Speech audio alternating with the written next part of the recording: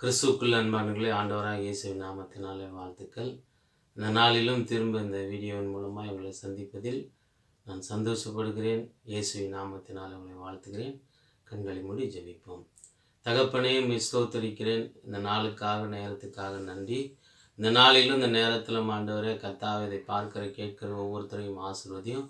உன் கிருபையின் கரம் ஆண்டவரே உடைய பிள்ளைங்களோடு இருக்கட்டும். இந்த நாளிலும் ஒரு அதிசயத்தை காண, அற்புதத்தை காண கர்த்தர் இரக்கம் செய்யும், பொறுப்பெடுத்துக் கொள்ளும். இயேசுவின் நாமத்தில் ஜெபிக்கிற நல்ல பிதாவே, ஆமென்.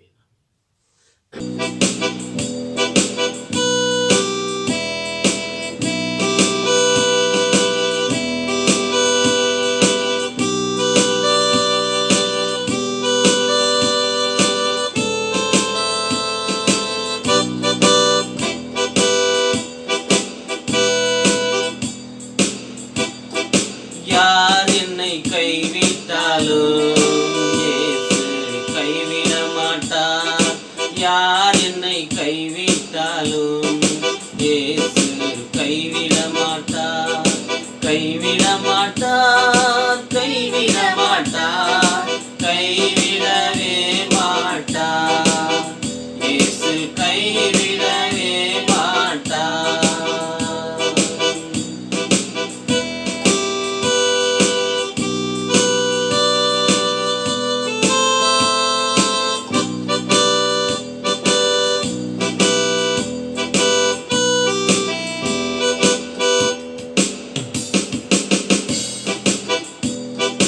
தாயும் அவரே, தந்தையும் அவரே, தாயும் அவரே, தந்தையும் அவரே. தாலாட்டுவார், சீராட்டுவார், தாலாட்டுவார், சீராட்டுவார். யார் என்னை கைவிட்டாலும் இயேசு கைவிட மாட்டார். யார் என்னை கைவிட்டாலும் இயேசு கைவிட மாட்டார்.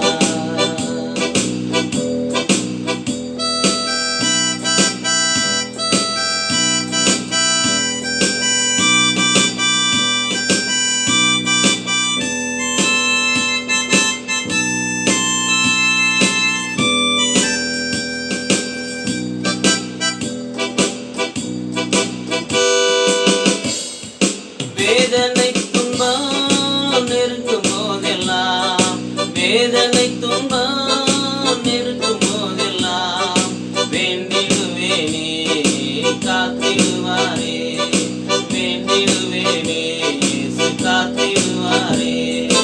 யார் என்னை கைவிட்டாலும் இயேசு கைவிட மாட்டார். யார் என்னை கைவிட்டாலும் இயேசு கைவிட மாட்டார்.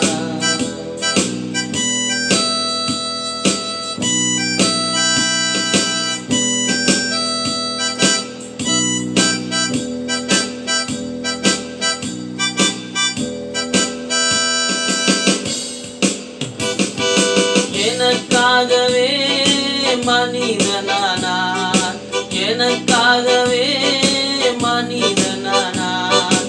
என் பாடுகள் ஏற்றுக்கொண்டார், என் பாடுகள் இயேசு சுமந்து கொண்டார். யார் என்னை கைவிட்டாலும் இயேசு கைவிட மாட்டார். யார் என்னை கைவிட்டாலும் இயேசு கைவிட மாட்டார்.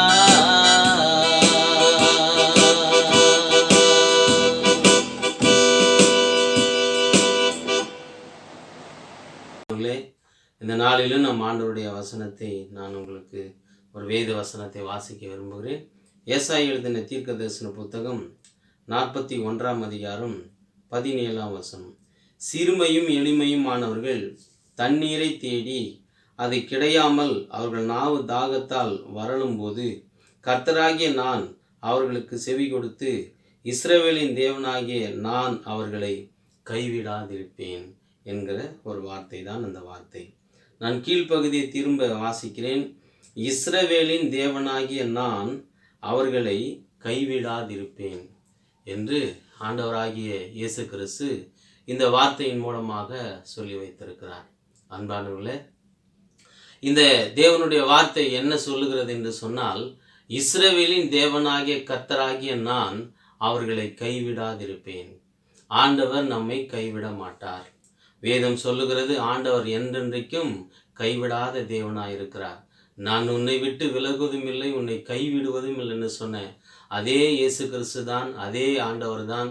இந்த நாளில் இந்த வசனத்தின் மூலமா இன்றைக்கு நமக்கு அவர் சொல்லக்கூடிய ஒரு விஷயம் என்ன என்று சொன்னால், அவர் நம்மை கைவிடாமல் ஒவ்வொரு நாளும் அவர் பாதுகாத்து கிருபையாய் நம்மை நடத்தக்கூடிய தேவனாய் இருக்கிறார். பழைய ஏற்பாட்டின் காலத்தில் இஸ்ரவேல் ஜனங்கள் எகிப்து என்கிற தேசத்தில் 430 வருஷம் அவர்கள் அடிமையாக வாழ்ந்து வந்தார்கள். அப்படி வாழ்ந்து வந்த அந்த சூழ்நிலையில் அந்த அடிமைத்தனத்திலிருந்து ஆண்டவர் அவங்களை விடுவிக்க வேண்டும் என்று அவர்கள் பல நாட்களாக, பல வருடங்களாக ஜெபித்து கொண்டு வந்தார்கள்.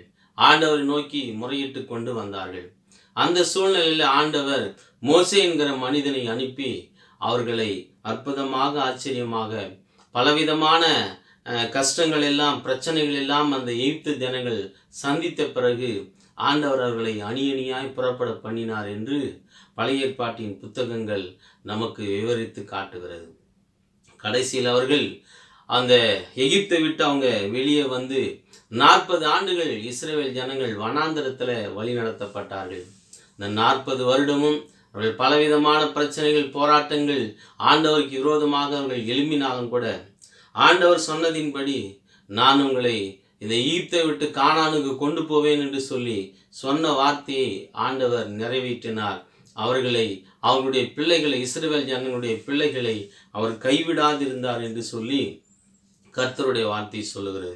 இந்த வார்த்தையிலும் அதுதான் வாசிக்கிறோம். நாம இஸ்ரவேலின் தேவனாகிய கர்த்தர் அவர்களை கைவிடாத இருப்பார் அப்படின்னு சொல்லிட்டு அந்த வசனத்தில் வாசிக்கிறோம். இன்றைக்கு ஒருவேளை நம்முடைய வாழ்க்கையில் நம்முடைய உறவுகள் நம்மை கைவிட்டு இருக்கலாம், நம்முடைய சொந்தங்கள் நம்மை கைவிட்டு இருக்கலாம், நம்மை நம்பினவர்கள் நம்மை கைவிட்டு இருக்கலாம். உனக்கு கடைசி வரைக்கும் நான் உதவி செய்வேன் என்று சொல்லி சொன்னவர்கள் கூட ஒருவேளை உங்களை கைவிட்டு விடலாம். ஆனால் ஆண்டவராகிய இயேசு கிறிஸ்து நம்மை ஒவ்வொரு நாளும் கைவிடாமல் நடத்துகிற ஒரு தேவனாய் இருக்கிறார்.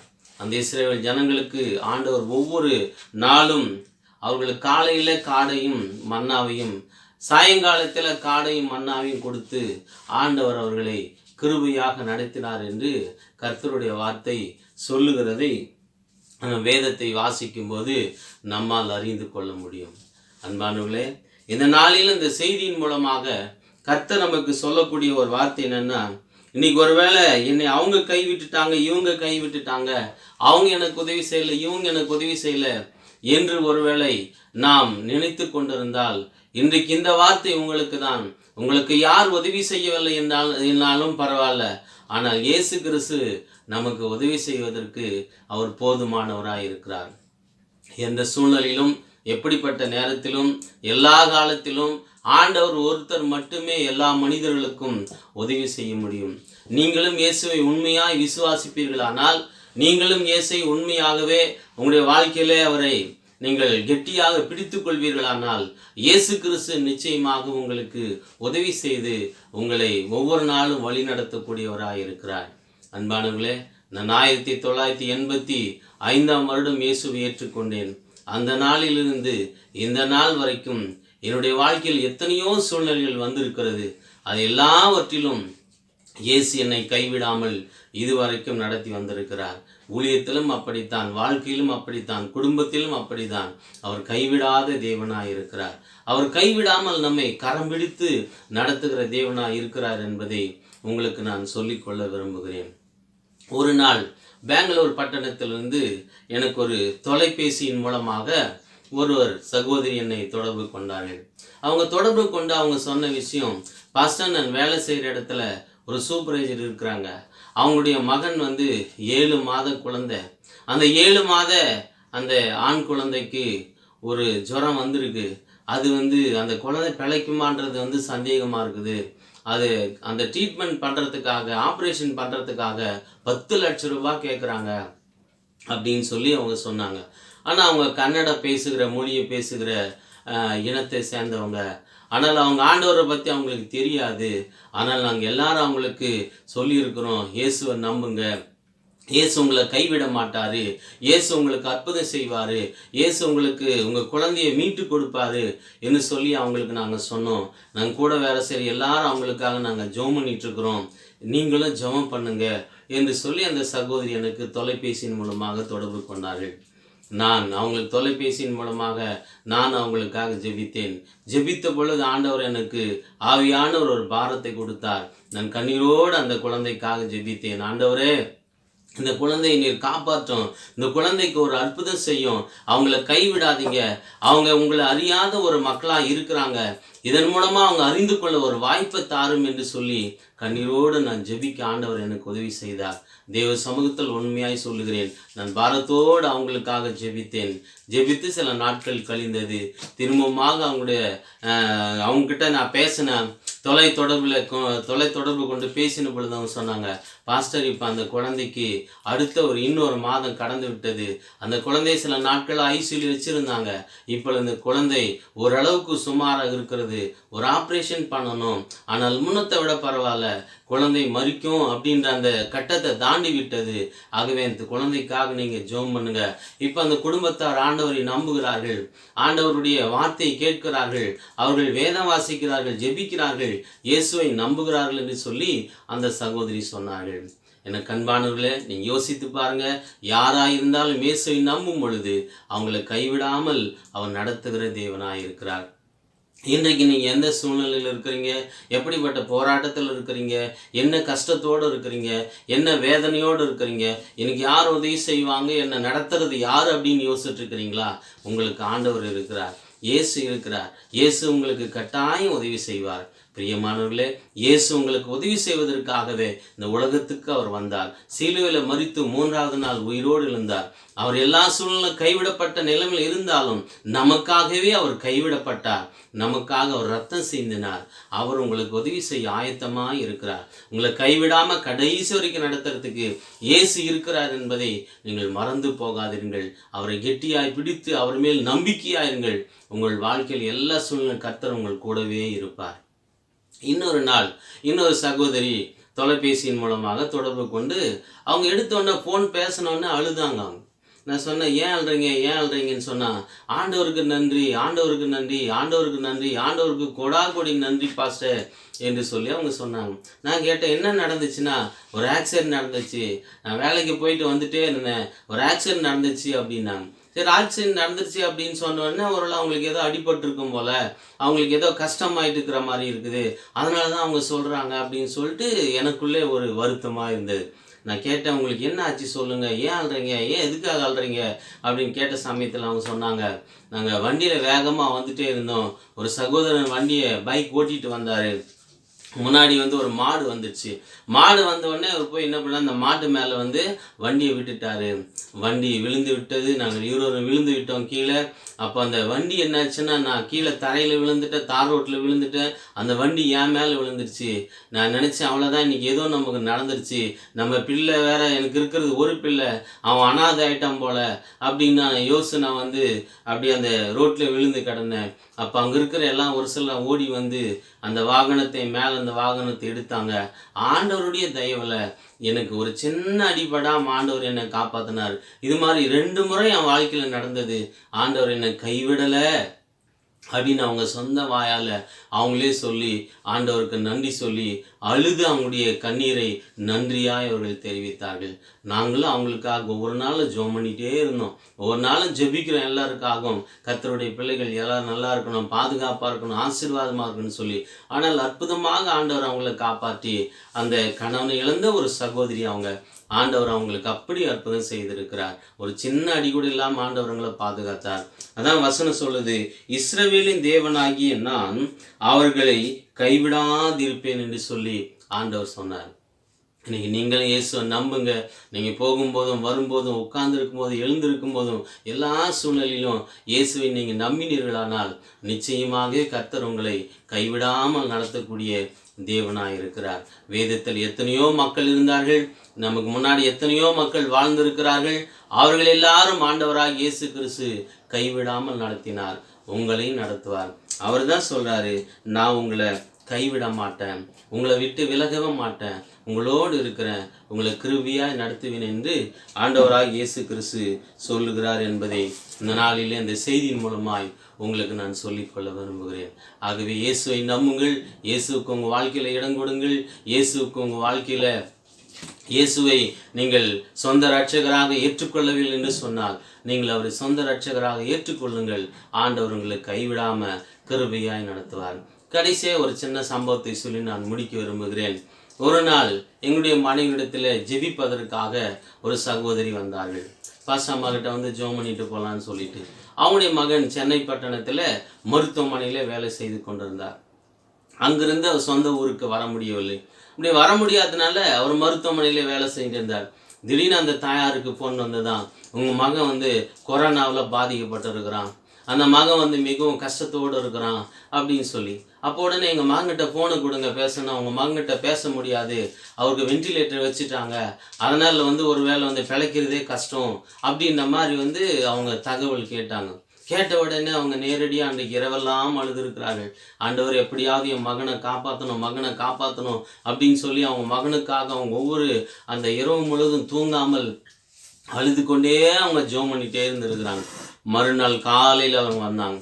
மறுநாள் காலையில் வந்து பாஸ்டர் அம்மா கிட்ட வந்து, பாஸ்டர் அம்மா இது மாதிரி என்னுடைய மகனுக்கு வந்து அவங்க மிஷினில் வச்சுருக்கிறாங்க, ஆக்சிஜனில் வச்சுருக்கிறாங்க, அதனால் வந்து அவன் ரொம்ப சீரியஸான கண்டிஷனில் இருக்கிறான், என் மகன் உயிர் போகக்கூடாது, அவன் பிழைக்கணும், அவனுக்கு ஆண்டவர் தான் உதவி செய்யணும், நைட்டெல்லாம் நாங்கள் ஜெபம் பண்ணுங்க அப்படின்னு சொல்லிட்டு ஜெபம் பண்ணிட்டு போயிட்டு அவங்க ஃபோன் பண்ணி கேட்டாங்களாம், இப்போ உங்களுடைய மகன் வந்து பரவாயில்ல, ஓரளவுக்கு சுமாராக இருக்கிறான், பேச முடியல அப்படின்னு சொல்லிட்டு பக்கத்தில் இருக்கிற நண்பன் ஒருவன், அந்த தம்பியினுடைய நண்பர் ஃபோனை வாங்கி பேசி சுமாராக இருக்கிறாரு அப்படின்னு சொன்னாங்க.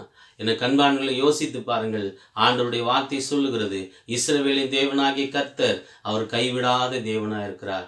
அப்படி இன்றைக்கும் எத்தனையோ மக்களுக்கு ஆண்டவர் வந்து உதவி செய்து கொண்டு தான் இருக்கிறார். ஆண்டவர் நம்புகிற மக்களை வந்து அவர் கைவிட மாட்டார்.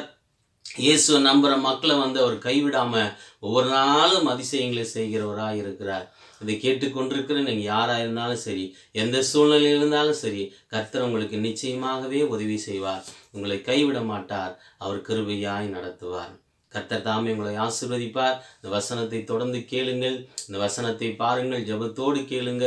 இதை மற்றவங்களுடைய நண்பர்களுக்கும் உறவுகளுக்கும் இதை அறிமுகப்படுத்துங்கள். என்னோடு கூட சேர்ந்து ஜெபியுங்கள். நாங்கள் பார்க்குற ஒவ்வொருத்தருக்காக நாங்கள் ஒவ்வொரு நாளும் சபையிலும் குடும்பத்திலும் தனியாகவும் நாங்கள் ஜெபித்து கொண்டு இருக்கிறோம். இயேசு தாமே உங்களை ஆசீர்வதிப்பார். இஸ்ரவேலின் தேவனாகிய கர்த்தர் கைவிடாத தேவன், உங்களையும் கைவிட மாட்டார். கண்களை மூடி ஜெபிப்போம். நேசிக்கிற நல்ல ஆண்டவரே, இந்த அருமையான வேலைக்காக நன்றி செலுத்துகிறோம்.